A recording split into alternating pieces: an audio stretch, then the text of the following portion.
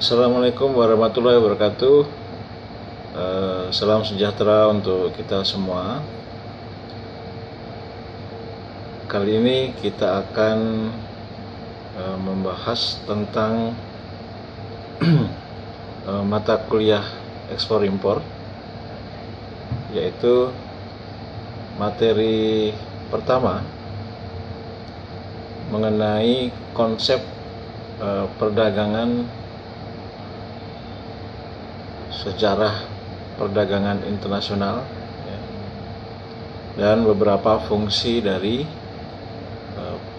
perdagangan, terutama perdagangan internasional.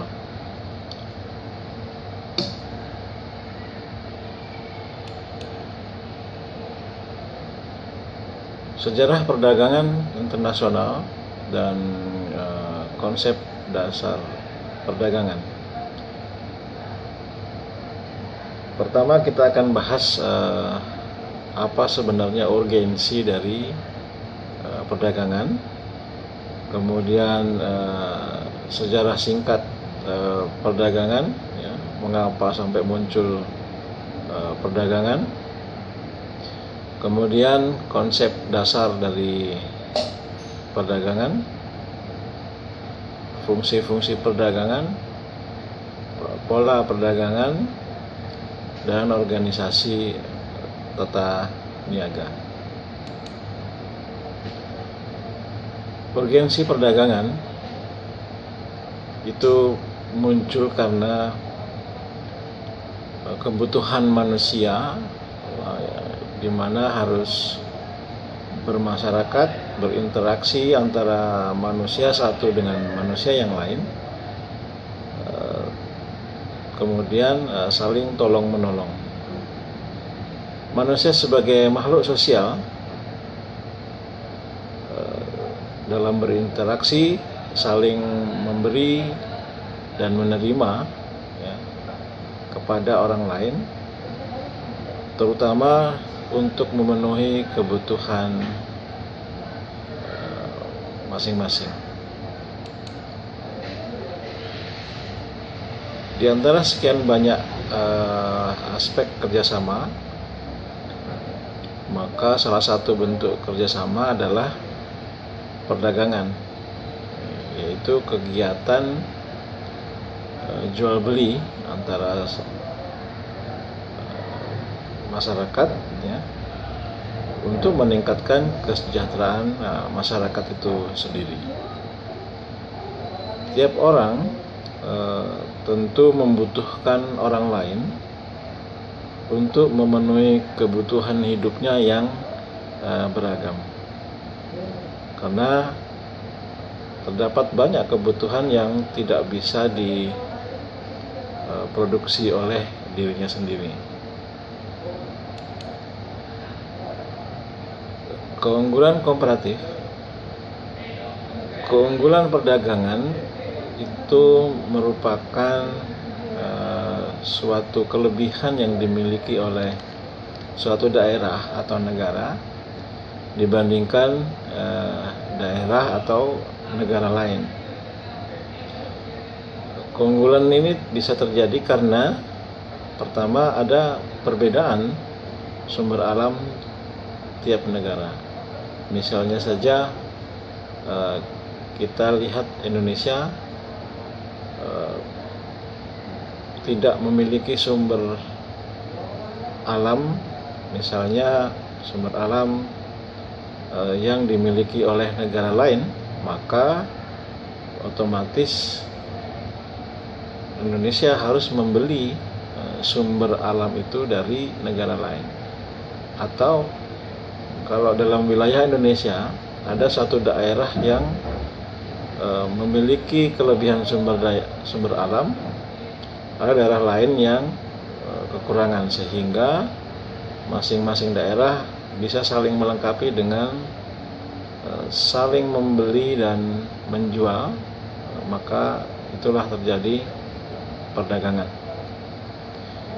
Kedua adalah perbedaan tingkat kemampuan SDM. Kemampuan SDM ini tentu berkaitan dengan kemampuan untuk memproduksi bahan ya di suatu negara, mungkin di negara lain lebih efisien memproduksinya karena SDM-nya lebih mempunyai keterampilan di bidang itu. Contoh di Indonesia untuk ke barang kerajinan kayu misalnya, itu tidak dimiliki keahlian seperti itu di negara lain, sehingga Indonesia dapat menjual kerajinan kayu itu ke negara lain. Yang ketiga adalah perbedaan tingkat inovasi atau tingkat teknologi. Ini banyak terjadi sekarang, di mana contoh barang-barang teknologi seperti komputer atau smartphone dan sejenisnya, karena inovasi di negara lain lebih cepat dan lebih baik, maka mereka bisa menjualnya ke negara-negara yang belum memiliki tingkat teknologi yang serupa. Yang keempat adalah adanya sistem perekonomian terbuka yang dianut oleh setiap negara. Jadi sistem perekonomian itu ada yang terbuka dan ada yang tertutup. Yang terbuka maksudnya negara tersebut berarti menerima arus barang dari luar maupun arus barang keluar dari negara yang bersangkutan. Sedangkan yang tertutup tidak demikian. Jadi mereka hanya memproduksi untuk kebutuhan negaranya sendiri tanpa tergantung pada negara lain. Zaman sekarang itu sangat sedikit yang menganut sistem perekonomian tertutup, dan biasanya perekonomiannya akan tertinggal jauh dari negara yang sistem perekonomiannya terbuka. Kemudian melihat dari sejarah, jadi awalnya perdagangan itu dimulai dari sejak manusia ada, ya, di zaman purba terjadi saling tukar menukar kebutuhan antara satu manusia dengan manusia yang lain. Biasa kita kenal dengan istilah barter, ya. Sehingga kebutuhan bisa terpenuhi dengan adanya pertukaran barang dengan barang, ya. Namun semakin lama semakin berkembang, maka muncullah alat tukar atau uang, ya, yang bisa menukarkan atau bisa berlaku untuk ditukarkan dengan barang jenis apapun yang dibutuhkan, ya. Dengan adanya alat tukar tersebut, maka transaksi menjadi lebih mudah, ya. Kemudian area transaksi ini pun menjadi lebih luas karena adanya kemajuan alat-alat transportasi bahkan komunikasi, ya. Sehingga sampai sekarang perdagangan bisa dilakukan antar negara yang letaknya berjauhan. Pola perdagangan terbuka, ya, itu mempunyai manfaat bahwa konsumen itu dapat memenuhi kebutuhannya, dapat membeli barang yang dibutuhkannya dari negara dimanapun di dunia, selama negara tersebut juga menganut pola perdagangan yang terbuka.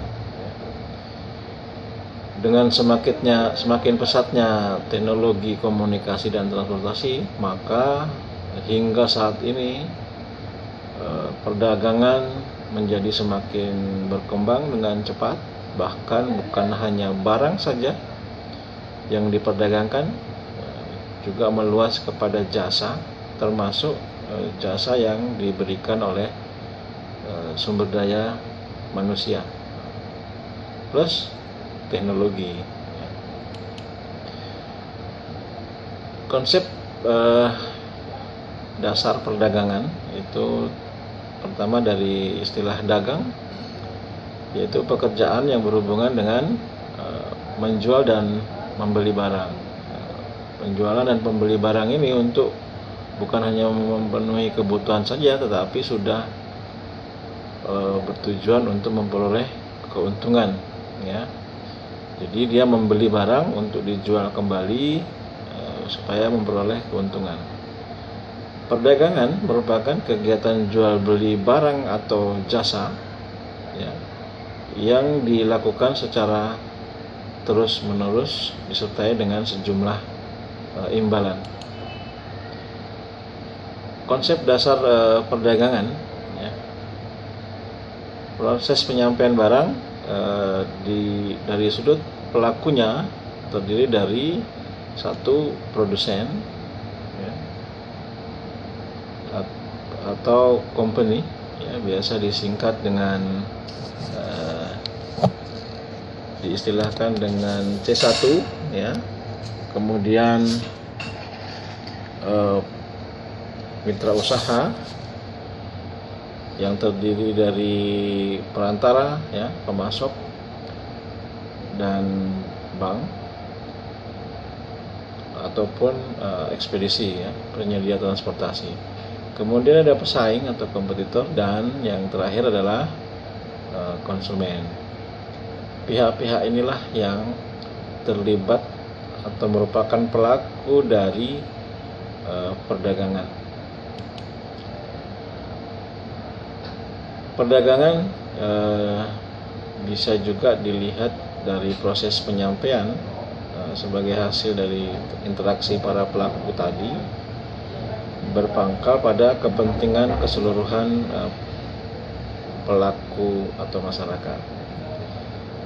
Berbeda dengan istilah pemasaran, ya, yang berpangkal pada hanya kepentingan produsen saja, ya, untuk memasarkan barangnya, ya, supaya laku. Perdagangan merupakan salah satu kegiatan ekonomi yang bisa memecahkan masalah ekonomi, ya, terutama akan kebutuhan-kebutuhan ekonomi dari masyarakat sebuah negara. Kemudian fungsi perdagangan, fungsi utamanya adalah menyampaikan barang, ya, dengan menyampaikan barang dari produsen ke konsumen, atau bisa diistilahkan perdagangan ini menjembatani pertemuan antara kebutuhan konsumen dan produsen. Perdagangan juga memberikan nilai tambah, ya, bagi pelaku-pelaku di dalam perdagangan, baik produsen, mitra, kemudian ada konsumen, ya. Fungsi pokok dari perdagangan, ya, fungsi pokok dari perdagangan itu pertama fungsi transaksi jual beli, kedua ada fungsi transportasi, dan ada fungsi perdagangan, ya, terutama untuk perdagangan internasional. Ini hal-hal ini sangat penting karena terutama fungsi transportasi, karena ada perbedaan tempat yang cukup jauh untuk pengiriman barang atau jasa dari satu tempat atau dari satu negara ke negara yang lain. Kemudian ada fungsi juga perdagangan yang merupakan tempat penampungannya sebelum barang itu digunakan atau dijual. Selanjutnya fungsi penunjang yang yang menunjang terlaksana sebuah perdagangan, yaitu ada fungsi promosi, ya, fungsi promosi agar barang itu bisa diketahui informasinya oleh konsumen. Kemudian fungsi pembiayaan atau permodalan, ya, ini untuk membeli sebuah barang. Kemudian ada fungsi standarisasi, di mana produsen dan konsumen sudah sama-sama memahami ya standar barang yang diperjualbelikan. Kemudian terdapat juga fungsi pengemasan, ya, terutama dalam jual beli yang mengharuskan adanya pengiriman melalui jasa transportasi yang jauh misalnya, dan lain-lain penunjang yang terlibat dalam perdagangan, terutama perdagangan internasional. Kira-kira demikian sekilas tentang perdagangan. Mudah-mudahan konsep dasar awal ini mengenai perdagangan dapat memberi pemahaman kepada kita bahwa perdagangan itu sangat penting untuk memajukan perekonomian masyarakat atau perekonomian suatu negara, ya. Terutama saat ini sudah berkembang perdagangan internasional atau transaksi jual beli antara masyarakat suatu negara dengan masyarakat negara lain. Maka muncullah apa yang kita kenal dengan ekspor dan impor. Baiklah, sampai bertemu di materi berikutnya. Assalamualaikum warahmatullahi wabarakatuh. Salam sejahtera untuk kita semua.